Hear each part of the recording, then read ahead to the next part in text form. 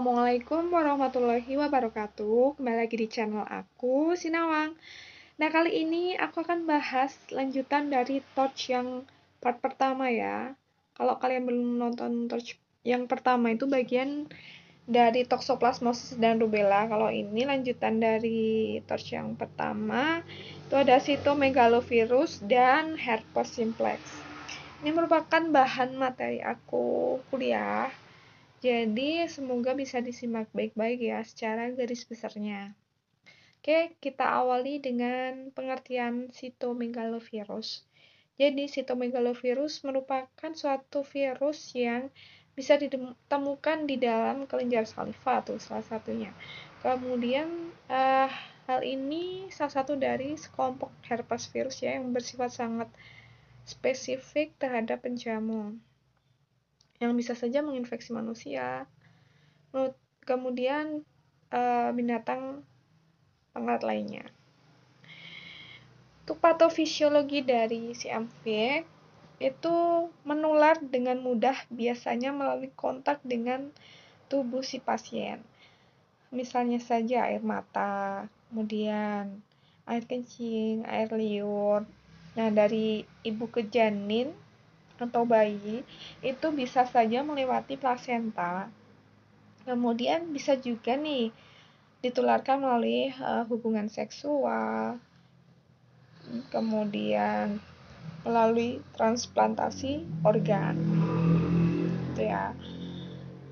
Nah, untuk tanda dan gejala CMV itu bisa terdeteksi setelah terinfeksi selama 4-8 minggu. Nah, seperti pada umumnya gejala-gejala virus itu demam, kemudian letih, malaise, kurang nafsu makan kayak gitu ya secara umumnya gitu.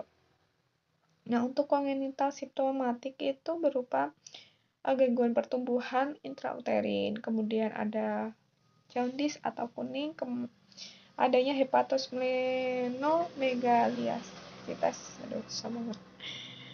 Nah, pembengkakan dari hati, kemudian penyakit adanya bercak-bercak merah atau purpura, pneumonitis, trombositopenia, hepatitis terlalu lebih ya hiperbilirubinemia, dan anemi, serta adanya pembesaran limpas ataupun radang mata.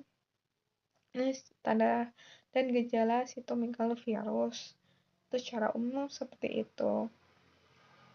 Kemudian untuk komplikasi cytomegalovirus ini sebenarnya pada kehamilan yang kurang dari 20 minggu itu tingkat resiko keguguran itu mencapai 3 kali lipat ya.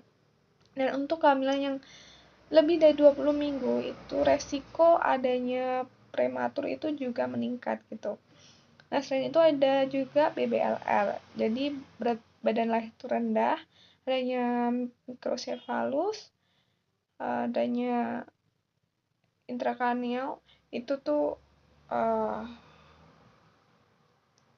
pembengkakan intrakranial ya. Kemudian retardasi mental, hepatosplenomegali, terus atau kuning itu yang sama dengan yang tadi ya. Dan ini yang paling parah untuk komplikasi CMV itu CID. Nah, adanya IUGR tadi itu pertumbuhannya terhambat dan kelainan darah itu yang paling fatal. Kemudian untuk penata laksanaan dari cytomegalovirus bisa dilakukan pemeriksaan PCR, anti-CMV, IgM, dan IgG. Kemudian dilakukan pemeriksaan USG ya, yang akan memperlihatkan pasientomegali. Nah, adanya pertumbuhan janin terhambat dan kepala janinnya itu nggak membesar atau kecil. Nah, untuk saat ini sebenarnya belum ada terapi yang efektif ya untuk mengatasinya, tapi bisa diberikan obat-obatan antiviral seperti yaitu ganciclovir, foscamet, cidofovir. Nah, untuk yang kongenital bisa diberikan hiperimunoglobulin secara IV pada ibu hamil gitu. Nah, Kemudian untuk bab selanjutnya nih yang terakhir ada herpes simplex. Oke, kita awali dengan pengertiannya dulu ya.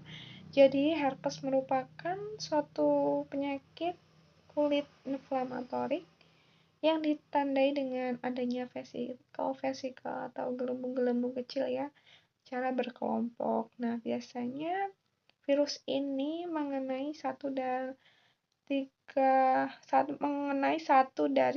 3.200 sampai 10.000 bayi yang lahir hidup gitu. Jadi ada dua tipe nih, HSV1 dan HSV2. Kalau HSV1 itu menginfeksi herpes yang berada pada mulut serta bibir pada penderita. Untuk herpes tipe 2 ini merupakan herpes genitalis pada genitalia si penderita gitu. Untuk patofisiologi dari herpes simplex itu infeksi ini bisa dipindahkan menjelang saat lahiran ya, bahkan bisa ditularkan secara langsung dalam melakukan hubungan seksual atau kena cairan vesikelnya itu atau lesi ya dari si penderita, itu bisa saja. Kemudian untuk cara pemasukannya, kalau udah masuk dalam tubuh dia merambat melalui kulit atau mukosa. Kemudian virus tersebut bisa menetap di syaraf di dekat tulang belakang ya. Dia tuh kayak ada fase inaktifnya kayak gitu. Jadi inaktif, dia menetap di situ. Kemudian apabila dia kambuh atau aktif lagi, itu akan muncul beberapa gelembung.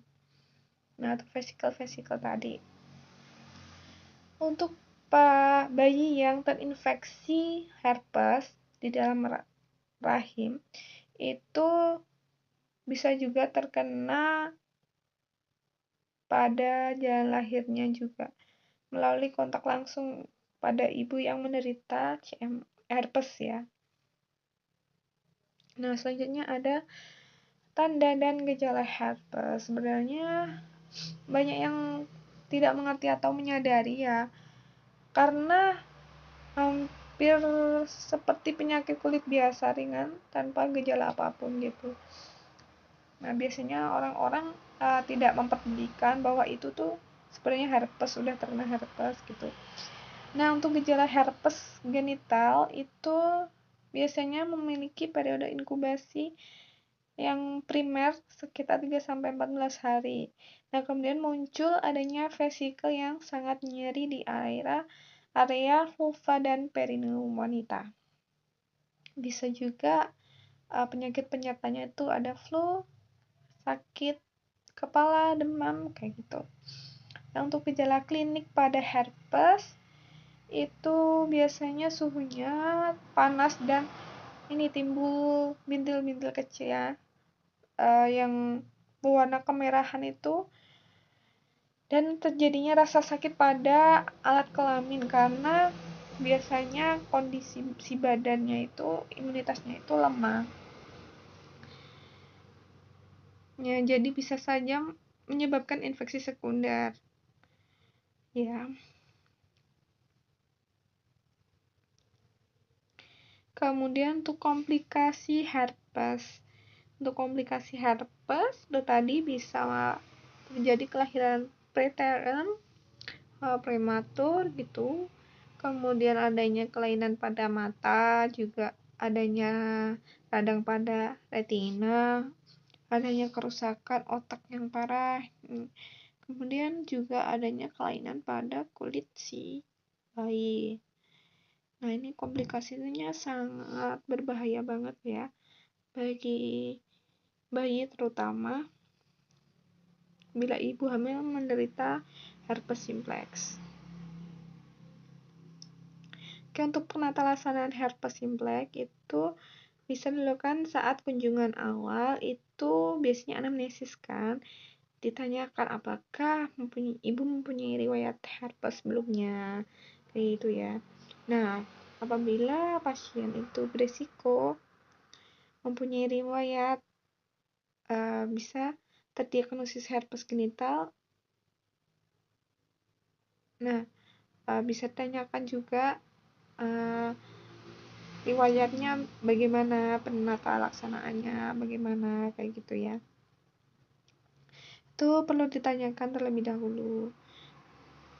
Kemudian apabila pasien memiliki riwayat yang sudah pasti, itu benar-benar menunjukkan gejala herpes, itu maka bisa diberikan ya edukasi kepada pasien mengenai faktor-faktor resiko selama kehamilan tadi, kayak komplikasinya, kayak gitu ya. Kemudian untuk cara pencegahannya, nah itu bisa saja selalu cuci tangan, kemudian selalu menjaga diri dari hubungan seksual yang sehat, kemudian juga ya selalu menjaga kebersihan ya, terutama. Selanjutnya ada anjurkan pasien untuk melapor bila terjadi jangkitan, bila sudah terinfeksi gitu. Nah, untuk pengobatan itu sendiri bisa diberikan sama seperti tadi, acyclovir selama beberapa minggu gitu ya. Nah, mungkin itu yang bisa aku sampaikan. Mohon maaf kalau ada salah kata atau kurang lebihnya. Aku minta maaf ya. Semoga bermanfaat. Jangan lupa untuk subscribe, like, dan komen. Bye-bye.